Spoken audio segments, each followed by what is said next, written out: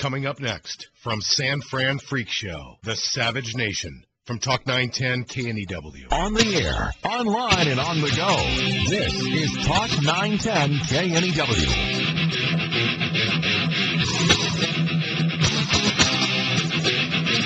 Warning. The Michael Savage Show contains adult language, adult content, psychological nudity. Listener discretion is advised.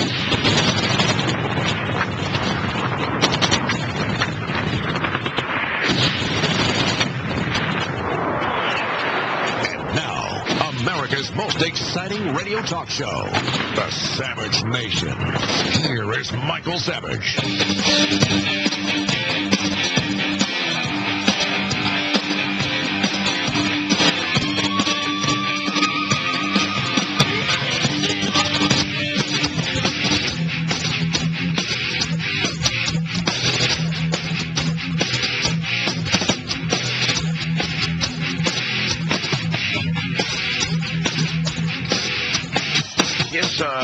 A couple of topics that we've been talking about.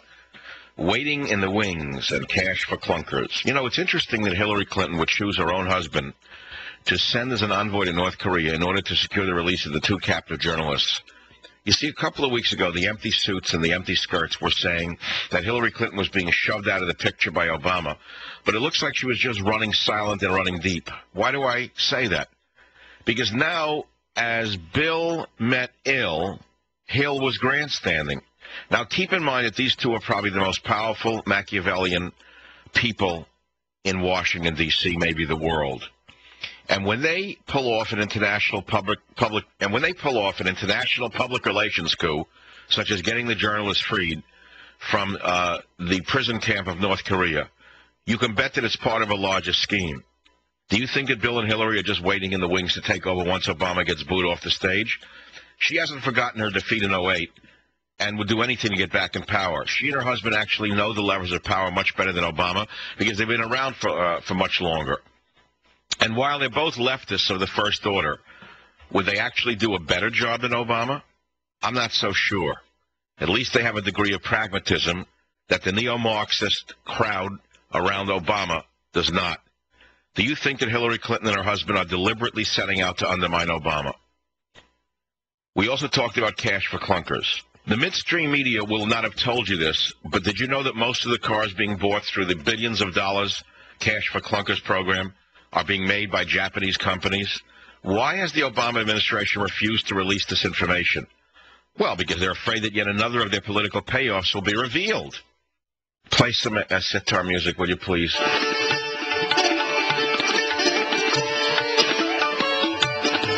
Listening to sitar music on the radio this morning. That's the traditional music of India. It has a tremendous power to it. Well, then after the music was over, white liberals started gushing about the music, and I started to really get angry. They were talking about how perfect the music was and how there was a kind of music for each time of the day, and wasn't it wonderful, and how advanced. I realized that what they were trying to do was cleanse themselves of their white guilt.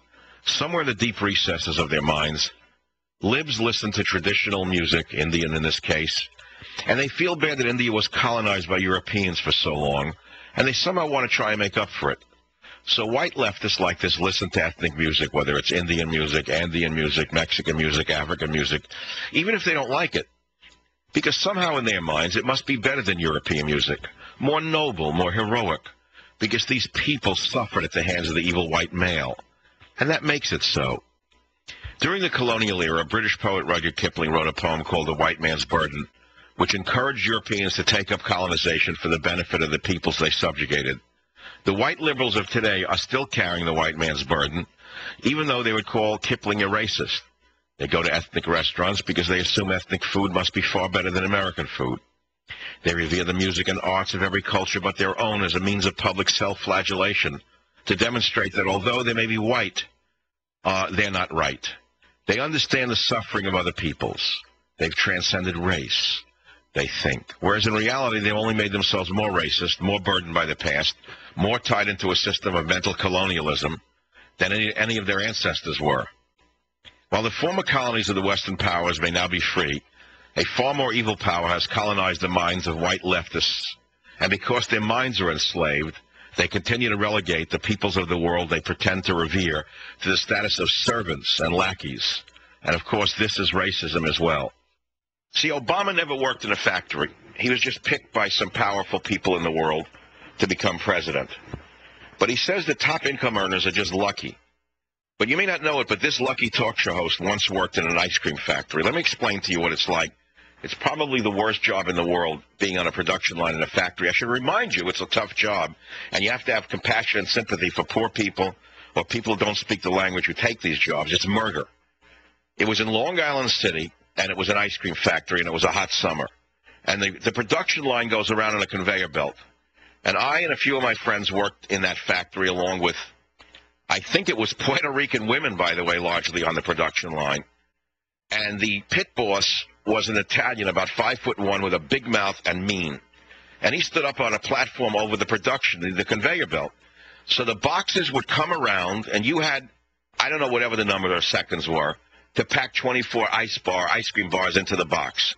And you had to do it in a certain amount of time. Now, if you fumbled, you had to do this for hours on end. And let's say your mind was elsewhere, which it normally is, but you missed and dropped the bar. And he would stop the line, this guy up on the stand, and he'd start screaming, "You moron, you idiot. Look what you did to all the other workers, you stupid moron, you. You do it again, you're costing them money. Now start the line again."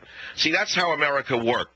When America was really good, we had guys like that pit boss who could call you a moron when you were an idiot or a moron, your mind was distracted.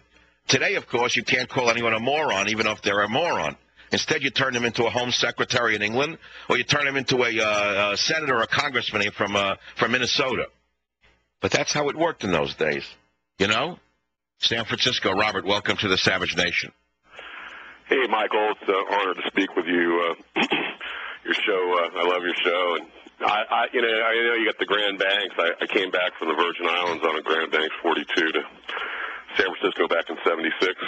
It was you did a GB-42. That's a hell of a seaworthy boat, isn't it? All teak, yeah, and no caulking. It's like a barrel. But I did a lot of varnish too. I don't know. You sound like you've been through the ringer with the varnish deal on your boat. Oh my God! Well, it's got a lot of bright work on it. It's got the rails. It's got eyebrows around it, so-called. It's a lot of maintenance on boats that have teak. But, I have teak decks. I wouldn't have a boat without them, because to me, without a teak deck, it's not a boat. It's an RV.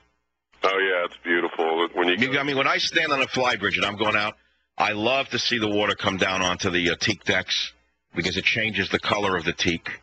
There's also a certain scent coming off teak wood when it's wet. It's gorgeous. I mean, there's a reason for it.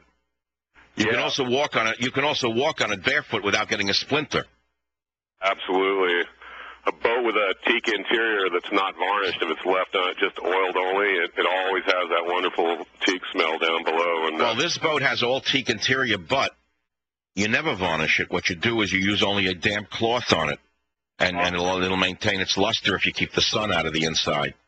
Yeah, they're great boats, and the varnish thing's real frustrating. It pretty much has to be done a few coats twice a year minimum, and that's right. Well, there's one product made in Florida that will last twice or three times as long. I'm not going to mention it because they don't advertise, but that's all. Whatever. I'll be right back.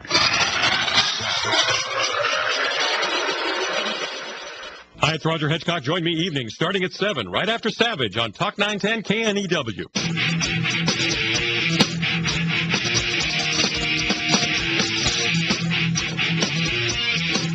Play some sitar music, will you please?